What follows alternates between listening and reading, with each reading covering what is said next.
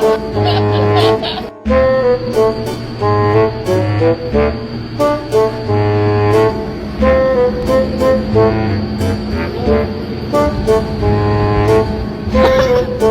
ba yung sinabi niya?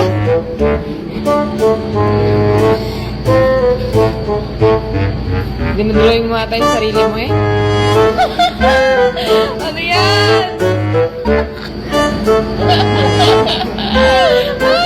Bakit naman yan? Sabi niya ganyan.